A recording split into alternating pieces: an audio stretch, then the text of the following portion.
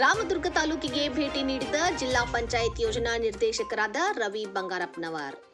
ಬೆಳಗಾವಿ ಜಿಲ್ಲೆ ರಾಮದುರ್ಗ ತಾಲೂಕಿಗೆ ಜಿಲ್ಲಾ ಪಂಚಾಯತ್ ಯೋಜನಾ ನಿರ್ದೇಶಕರಾದ ರವಿ ಬಂಗಾರಪ್ಪನವರ್ ಅವರು ತಾಲೂಕಿನ ಬಟ್ಕುರ್ಕಿ ಗ್ರಾಮ ಪಂಚಾಯಿತಿಗೆ ಭೇಟಿ ನೀಡಿ ಪಂಚಾಯಿತಿ ಅಭಿವೃದ್ಧಿ ಅಧಿಕಾರಿಯೊಂದಿಗೆ ಸ್ವಚ್ಛ ಭಾರತ ಅಭಿಯಾನ ಹಾಗೂ ನರೇಗಾ ಯೋಜನೆ ಕುರಿತು ಚರ್ಚಿಸಿದರು.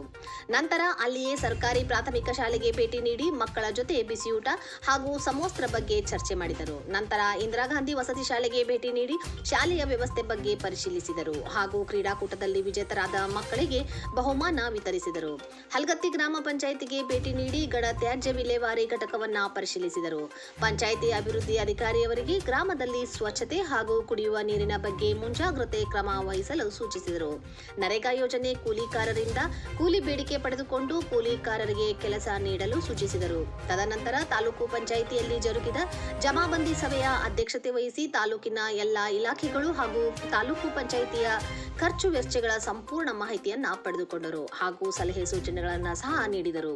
ತಾಲೂಕಿನ ವಿದ್ಯಾಚೇತನ ಶಾಲೆಯ ಗುರುಭವನದಲ್ಲಿ ಜರುಗಿದ ತಾಲೂಕಿನ ಎಲ್ಲ ಶಾಲೆಯ ಮುಖ್ಯೋಪಾಧ್ಯಾಯರ ಸಭೆಯಲ್ಲಿ ಭಾಗವಹಿಸಿ ಶಾಲೆಯಲ್ಲಿ ಕುಡಿಯುವ ನೀರು ಹಾಗೂ ಸ್ವಚ್ಛತೆ ಬಗ್ಗೆ ಮುಂಜಾಗ್ರತೆ ಕ್ರಮ ವಹಿಸಲು ಶಾಲೆಯ ಮುಖ್ಯೋಪಾಧ್ಯಾಯರುಗಳಿಗೆ ಸೂಚಿಸಿದರು.